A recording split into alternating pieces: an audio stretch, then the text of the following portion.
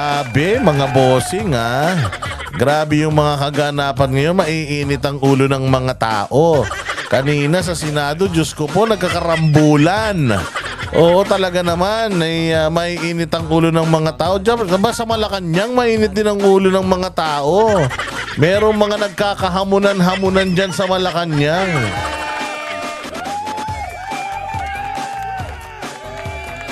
Matindi ha. Oo, matapos kahapon naman duguan yung ating presidente. Uy, panoorin niyo yung video ko. Oo, panoorin niyo yung video ko tungkol sa duguan na presidente ng Pilipinas. Anak ng tinapay, oh. Dumudugo yung bunganga. Sama-sama tayo mag-speculate kung saan ba galing yan dugo na yan. Galing ba yan sa bubog na ikinaskas sa gilagid? Galing ba yan sa sa regla? O ketchup lang yan? Panoorin niyo yung video natin ha. Oo, natulog yung isang video natin dahil dito sa Senate inquiry. Grabe ang init ng mga kaganapan sa Senate inquiry talaga naman. Dito mo talaga malalaman na ang ating mga kapitapitagan na mga pulis pa man din, putang ina niyan, talaga naman wala nang pag-asa. Puros mga sinungaling ang mga hayop.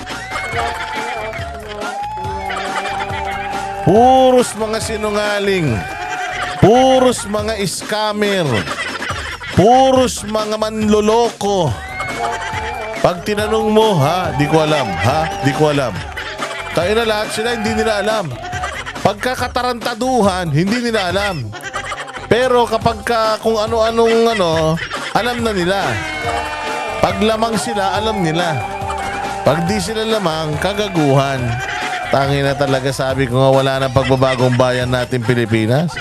Nakakadiri, nakakahiya ang ating bayan Pilipinas talaga naman sa ibang bansa. Makikita na ang PNP natin ay walang kwenta. Huwag kayo magalit PNP, wala naman talaga kayong kwenta puro kayo mga sinungaling. Napakasinungaling ninyo, mamaya isa-isahin natin mga kasinungalingan yung mga hinayo pa kayo. Mga gunggong kayo talaga.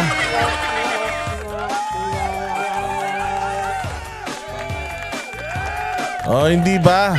Kaya ayan, magre-react tayo patungkol sa mga nangyari sa Senate inquiry ni Senator Amy. By the way, yung Senate inquiry ni Senator Amy, tangkilikin nyo ha.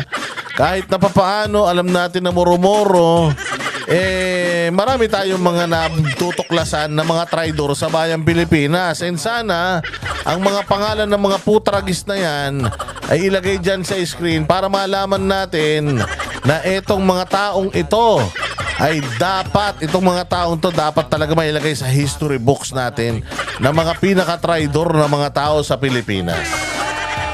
Mga hayop kayo. Mga buwisit kayo, mga demonyo kayo, mga kawatan kayo. Oo, mga punyemas talaga naman. Ayan, ito na nga, nako po. Mabuti pa kaya, simulan na natin dito na tayo mga bossing sa ating issue. Ngayon, kanina nga mga boss, nagkaroon ng hearing dyan sa Senado at napakaganda ng mga tanungan. Medyo talagang naging mainit yung ating mga resource person at si Remulla. Lumabas din talaga ang kahayupan nitong mamang ito. Sabi ko nga, itong mamang ito, tinapik na to ng Panginoon tinapik na ito ng Panginoon. Muntik mamatay itong taon to sa sakit Pero wala, mukha talaga sabi nga nila kapag masamang damo, matagal mamatay.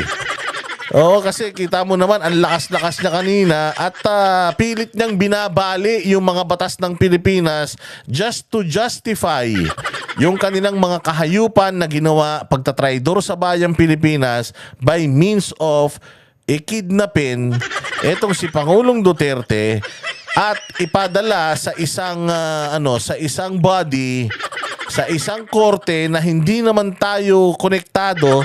Pilit niyang pinaniniwala ang mga tao na kasalanan ni Pangulong Duterte kung bakit nandoon siya sa The Hague. Sinasabi niya na kasi kumalas kayo eh. Kung kumalas kayo, kung hindi sana tayo kumalas, di sana extradition ang ginamit natin. Pero kumalas kasi tayo eh. O kaya hindi na natin siya in-extradite. Hindi din gagana yung extradition. Kaya surrender talaga. Pero accordingly, okay lang naman na isurrender. Sabi kasi ng batas natin, which is yung pinakamalakas sa lahat, yung batas natin dito sa Pilipinas, yung pinakasusundan natin. Yung kahit na meron pang ibang korte magpunta rito, ibang batas, hindi natin yun i-honor pa rin yung batas natin. At according sa batas natin, even if you are going to surrender someone, kailangan yung someone na yun hindi Pilipino.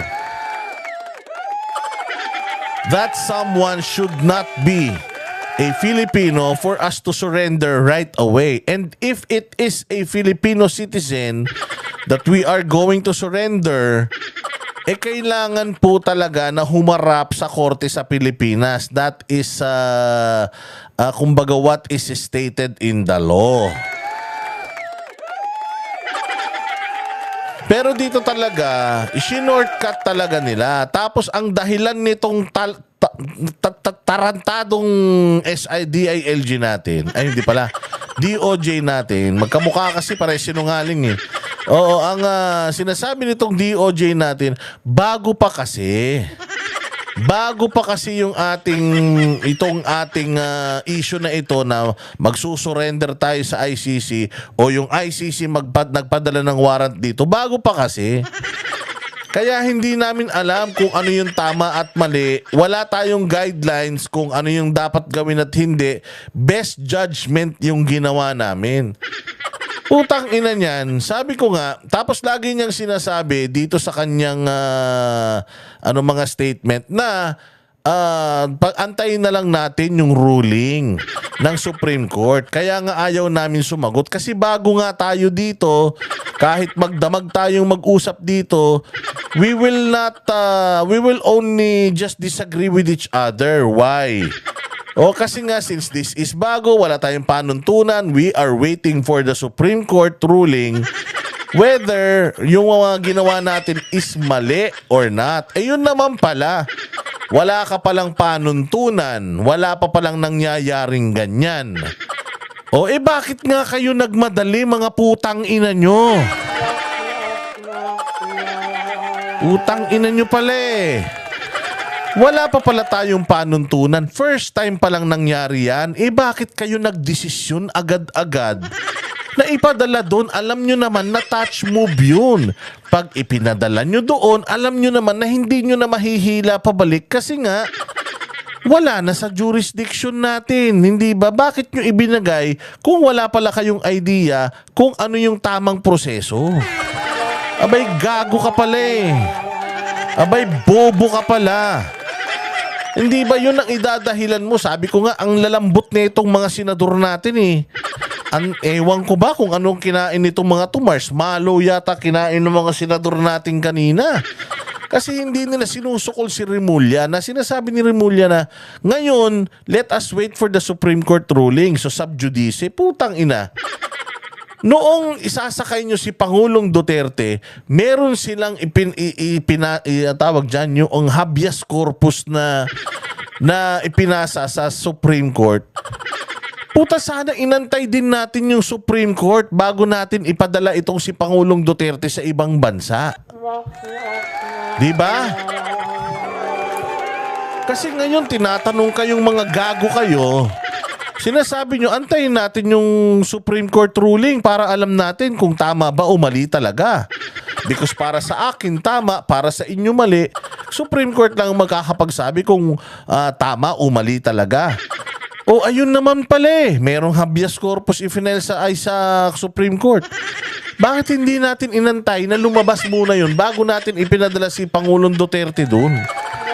Wala namang problema eh. So, kanina pa sinasabi niya, humihingi sila ng konsiderasyon. Humihingi sila ng konsiderasyon dahil daw may kaso na sa Korte Suprema. Putang ina. Nung kayo, hihingi kayo ng konsiderasyon, pagpabor sa inyo, gusto nyo? Yung kampo ni Pangulong Duterte, humihingi ng konsiderasyon sa inyo? Hindi nyo pinagbigyan, mga putang ina nyo? Ang tagal-tagal maghapon, dinidepensahan ni Pangulong Duterte yung sarili niya na hindi mo ko pwedeng dalhin sa ibang korte. O kaya, okay lang naman, dito sa Pilipinas, patayin mo na ako dito kung gusto mo. This is kidnapping. Hindi ako pumapayag na dalhin nyo ako doon. Besides, hindi tama yung proseso, hindi ako natignan ng doktor, hindi ako binigyan ng clearance ng doktor ko. Hindi nyo pinapasok dito yung mga abogado ko, yung anak ko, hindi nyo pinapunta rito. So may irregularity, kaya dapat hindi siya napadala doon. Tapos ngayon, hihingi kayo ng konsiderasyon at konsuelo. Kakapal pala ng mukha nyo eh. Oh, hindi ba? Pero marami akong i-comment dyan eh. Pero pakinggan na muna natin tong balitang ito ng TV5 dahil nagrambulan nga kanina. Oo, at ano natin to, re-reactionan natin tong mga video na nakalap natin sa social media para mas maganda ang ating kwentuhan. Pero yung sinabi ko kanina, initial lang yun. Madami pang mga naganap dito. Meron pang, maraming mga naganap dito. Ito, play natin to. Executive privilege ka din. Bakit naging executive privilege? Kaya sinabi mo, PCTC ang nagbigay ng order. Hindi mo executive privilege ka. Sino na tinuro mo? That's eh, why bilang we didn't want to executive attend the privilege? last hearing because this is what we were expecting, ma'am. We didn't want to be bullied. into a position. Binubuli. Yung sinasabi nyo binubuli, hindi kayo binubuli. Tinatanong lang, itong si Marbil dito putya yan. Itong TV5 talaga kapag nagputol ng balita, putang ina, palpak talaga yung putol. Meron akong i-upload na kompleto nito ha. Panoorin ninyo. Pero dito kasi sa instance na ito, tinatanong si General Marbil kung sino ang nag-utos sa kanya.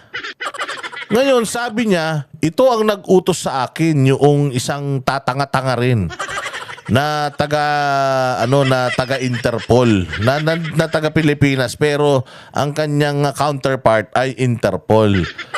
So tinanong, ikaw daw nagbigay. Sabi naman nung isa, hindi po ako. Tapos sinabi ni Marbil, ikaw daw ang nagbigay sa kanya ng authority. Tapos sasabihin mo, hindi. Marbil, ano sinasabi mo? Sinungaling ka. Hindi pala siya nagbigay ng authority sa'yo. Tapos, sabi ni Marbil, I invoke my right to... Putang ina niyan, bakit mag-i-invoke ka ngayon ng subjudice rule? Unang-una sa lahat, hindi naman kayo saklaw ng executive. Di ba yung executive privilege? I invoke the executive privilege eklat. Gago, ang PNP hindi saklaw ng executive privilege. Sasabihin mo lang sino amo mo. Sino nag-utos sa'yo? Kasi ang sabi ni CIDG Gunggong, inutusan mo siya. Tapos tinanong ka, sinong nag-utos sa'yo na isakay sa aeroplano? Sabi mo, hindi po ako nag-utos si ganito. Sinabi naman nung tinuro niya, hindi siya yung hindi siya yung nag-utos. So ibinalik lang sa kanya, sabi mo siya, tapos hindi pala. Sinungaling ka ba? Sabi niya, I invoke my right to self-incrimination. Anong self-incrimination? Pinagsasasabi mong tartado ka. Nagsisinungaling ka. Dito mo talaga makikita ito si Marbil, walang laman ng utak, kundi make-up. Oo, talagang dito nahubaran siya. Napakasinungaling nitong hepe ng pulis na ito. Nukno ka na sinungaling ang hayop. Oo, grabe. Diretso natin to. Kasi sinasabi nito ni Boying, binubuli daw sila. Hindi kayo binubuli. Tinatanong lang kayo tungkol dun sa mga bagay-bagay na kayo din naman ang gumawa. Ang tanong, ikaw Marbil, ikaw Torre, sinong may sabi sa yung isakay sa eroplano? Sabi naman nitong nitong tangang CIDG, ako, gumaganap lang ako sa utos ng mga mas mataas sa akin. Sino mas mataas sa akin? Si Marbil. Ikaw Marbil, ikaw naman pala, ikaw ba nag-utos na isakay? Hindi po ako. Si ganito po nag-utos. Tapos biglang paikot-ikot na. Tapos matatain na sila. Ito si Boying Rimulya, pumasok. Binubuli nyo kami, binubuli nyo kami. Anong binubuli? Wala nga na-contempt sa inyo eh. Kahit nga sobrang sinungaling mo, sobrang gago mo, Sobrang sinungaling nitong mga PNP na nandiyan dyan na mga general pa man din. Utang na wala nga na-contempt sa mga hinayupak na yan. Paanong binubuli? Ang na-contempt lang yung isang sinungaling. Yun naman talaga, napakasinungaling. Sobra naman talagang pagkasinungaling nun. Mantakin mo ang istorya niya. Umpisa pa lang, umaga pa lang nandoon na siya. Sa tube pa lang nandoon na siya. Yung tube, mga bossing, yun yung doon pa lang sa eroplano. Yung lalakad ka sa pinto ng eroplano. Doon pa lang, nandoon na siya. Mula umaga hanggang gabi, hindi nawala sa paningin niya si Pangulong Duterte. Pero ganito kasinungaling ang putang ina nun. Tinanong siya, nakita mo ba si Pangulong Duterte dinala sa korte? Ang sagot niya, hindi ko alam. Paanong hindi mo alam? Nandoon ka, nakatingin ka sa kanya buong maghapon, hindi mo alam kung nag-magic siya, nag-disappear siya o wala? Hindi daw niya talaga alam kung dinala sa korte kasi ang ano lang diyan, ang pwede lang niyang sabihin is hindi talaga siya dinala sa korte. Ang sagot niya, hindi ako alam kung dinala sa korte o hindi. Hindi mo alam. Kumbaga, 8 oras o 12 oras na nandiyan si Pangulo. Sa 12 oras na yun, nakatitig ka lang sa kanya. O ang tanong, dinala siya sa korte o hindi? Ang sagot doon, hindi siya dinala sa korte. I was there. Nakatitig ako sa kanya ng 12 oras, hindi siya nawala sa paningin ko. Ibig sabihin, kung hindi siya nawala sa paningin ko, hindi ako nagpunta ng korte, hindi rin siya nagpunta ng korte. Ganun kasinungaling talaga. Sobrang sinungaling. Siguro dahil walang makokontempt, nagpatuloy ng pagsisinungaling. Pero ayun nga lang, ang kinontempt natin is yung puta wala namang silbi talaga. Sana ang ikinontempt natin yung ilang beses nating nahuling nagsinungaling. Si General Torre at saka si Marbil. Hindi ba natin pwede i-contempt yung mga yon? Sobrang sinungaling eh. Nuknukan talaga ng sinungaling. Tuloy. No, we're not bullying you, sir. Nobody's We're bullying not I bullying think you, that sir. We're not bullying you, sir. you're trying to make people admit something that they will not admit.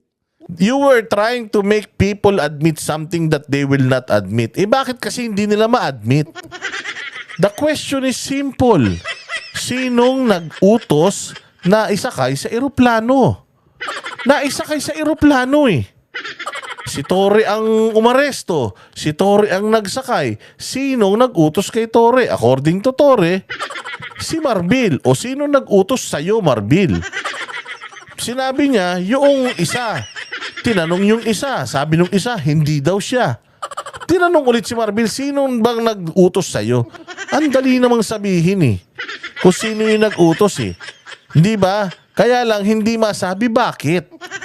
Ano ba yung nag-utos? Pilipino ba? Hindi Pilipino? Amerikano? Chinese? Bilyonaryo? Milyonaryo? Artista? Sino ba yun? Bakit nila pinangangalagaan? O, di ba? O, let's say, for example, it's not the President of the Philippines. O, if it's not the President of the Philippines, kanino? Or if it is from the President of the Philippines, when and why? Kasi sinasabi nga ng Presidente, we do not cooperate. O hindi ba? And executive we're privilege is trying a to valid derive excuse information. not to answer any question. Secretary President Remulla. Duterte is already at The Hague. We're bossing. asking kung sino nagpadala doon sa kanya. Sino Yun ang nag-order? tanong We're natin. trying to understand every step of As the I said way. earlier, everything was cleared with the DOJ. We are not bullying you, sir. Ha? We want that. Hindi, okay lang yan ba to? Bayaan mo, baka taking sa puso yan eh. Okay lang. Oo.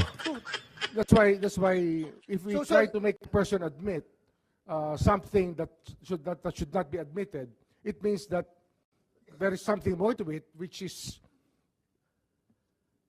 the clearance given by the DOJ was probably the most important part of it, to serve the warrant of arrest and to surrender the person under the law.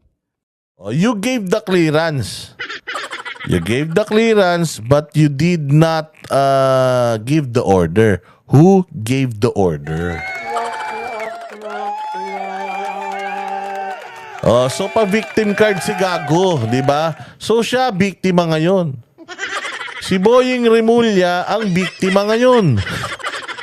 So siya daw ang binubuli. Nakita mo naman kung paano tinrato ni General Torres si Pangulong Duterte. Binuli ni General Torres si Pangulong Duterte dahil 2-star general na siya si Pangulong Duterte, former president na. Hindi ba dapat nga pag former president, mas mataas pa din yan sa'yo eh. Kasi naging presidente ng Pilipinas yan, kahit nahiwala na siya sa kapangyarihan, mas mataas pa din sa'yo, Torres, si Pangulong Duterte, dahil dati siya naging Pangulo, tanga. Kaya nga binabantayan pa din niya ng PSG. Dahil sa status na nakuha niya, pinakamataas na posisyon sa Pilipinas, hindi yan nawawala kahit tapos na yung termino niya. Tarantadon to. Pakayabang mo. Kami ang boses ng masa, hindi natatakot. Katotohanan lang, di kami nalulunod. Walang bahid ng sismis, lahat ay totoo. Kahit sino ka pa, pag mali ka babanatan ka. Walang pinipili kulay, wala kaming kinikilingan. Basta para sa bayan, kami lalaban. Pag tama palakpakan, pag mali banatan. Di matitinag, di matatakot, para sa bayan tuloy ang sigaw. Sa harap ng kamera, walang halong takot. Mga baluktot, lahat kayo'y tutumba. Ang hustisya at totoo, yun lang ang mahalaga. Kahit sinong harang, di kami matitinag. Walang pinipili